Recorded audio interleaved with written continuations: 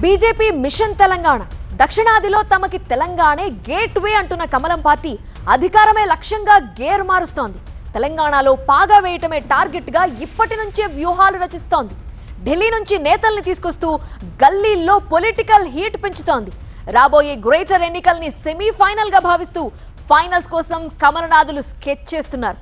ఇంతకీ ఏంటా స్కెచ్? అసలు తెలంగాణలో కమలం పార్టీ పాచకలు పారతాయా?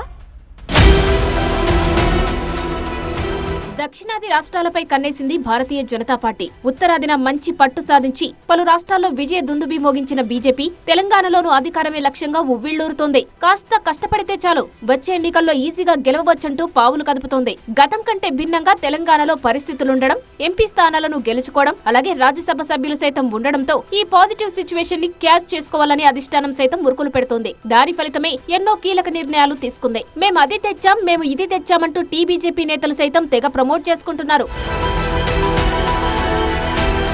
తెలంగాణ రాష్ట్రానికి సంబంధించిన ప్రతి విషయాన్ని అధిష్టానం సీరియస్ గా తీసుకుంటోంది. సింగరేణి నుంచి గాంధీ సరోవర్ ల్యాండ్ వరకు ప్రతిదానికి వెంటనే అనుమతులిస్తోంది. ఇక నిన్న కాక మొన్న సింగరేణికి ఊపిరిపోసేలా తాడిచెర్ల కోల్ బ్లాక్ 2 ను కేటాయించింది కేంద్రం. తాడిచెర్ల బొగ్గుగనిని సింగరేణికి కేటాయిస్తూ కేంద్ర మంత్రి కిషన్ రెడ్డి ఢిల్లీ వేదికగా సంతకం చేశారు.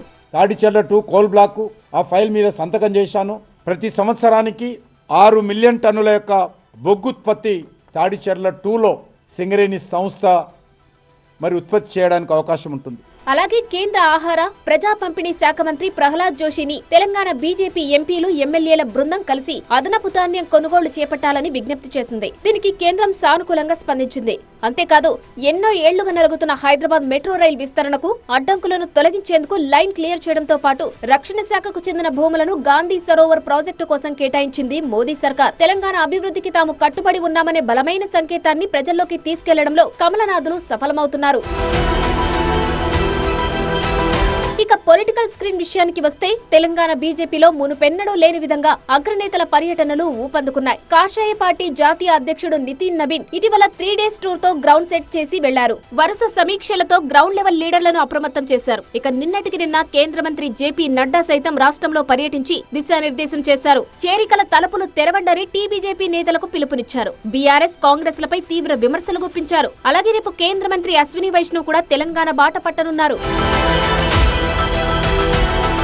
ఇలా ఒకరి తర్వాత ఒకరు ఢిల్లీ పెద్దలు హైదరాబాద్ లోని మకాం వేయడం వెనుక పెద్ద వ్యూహమే దాగి ఉంది. పార్టీలోని అంతర్గత విభేదాలకు పూర్తిగా చెక్ పెడుతూ నేతలందరినీ ఒకే తాటిపైకి తెస్తున్నారు. గ్రౌండ్ లెవెల్ పోరాటాలకు క్యాడర్ ను సిద్ధం చేస్తూ తెలంగాణలో వచ్చేది మన ప్రభుత్వమే అనే నమ్మకాన్ని నేతల్లో నూరిపోస్తున్నారు అధిష్టానం పెద్దలు. జేపీ నడ్డా టూర్ లో డోర్స్ తెరిచి ఉంచండి, ఇతర పార్టీల నేతలను జాయిన్ చేసుకోండన్న మాట బాగా వైరల్ అవుతోంది. జాయినింగ్స్ పై కూడా ప్రత్యేక దృష్టి పెట్టాలని రాష్ట్ర నాయకత్వానికి హైకమాండ్ సిగ్నల్ పంపినట్టుగా క్యాడర్ భావిస్తోంది.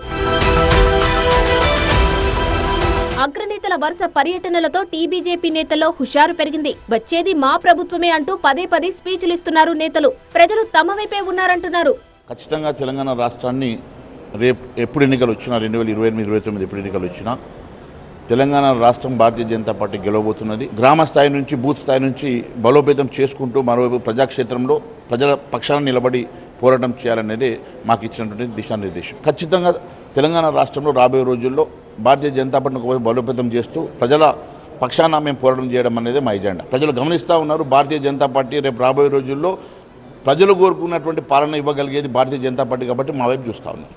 ప్రస్తుతం తెలంగాణలో కాంగ్రెస్ వర్సెస్ బీఆర్ఎస్ వార్ నడుస్తుంటే బీజేపీ మాత్రం సైలెంట్ గా తన రూట్ మ్యాప్ ను అమలు చేస్తుంది. కాంగ్రెస్ వైఫల్యాలను, బీఆర్ఎస్ బలహీనతలను ఎండగడుతూనే సొంత పార్టీలో అసంతృప్త నేతలను సెటరైట్ చేస్తోంది. ఎన్నికల వరకు ఇదే ఊపును కొనసాగించాలని ఇప్పటికీ అధిష్టానం నిర్ణయించింది. ముఖ్యంగా రాబోయే గ్రేటర్ హైదరాబాద్ మున్సిపల్ కార్పొరేషన్ ఎన్నికలను సెమీఫైనల్ గా మార్చుకుని అక్కడ విజయకేతనం ఎగరవేయడం ద్వారా వచ్చే అసెంబ్లీ ఎన్నికల ఫైనల్స్ కు రూట్ క్లియర్ చేసుకోవాలని కాషాయ దళం పక్కా వ్యూహరచన చేస్తుంది. మరి మిషన్ మోడ్ లోకి వెళ్లిన ఆపరేషన్ కమలం తెలంగాణ రాజకీయాల్లో ఎలాంటి సంచలనాలకు తెరతీస్తుందో చూడాలి.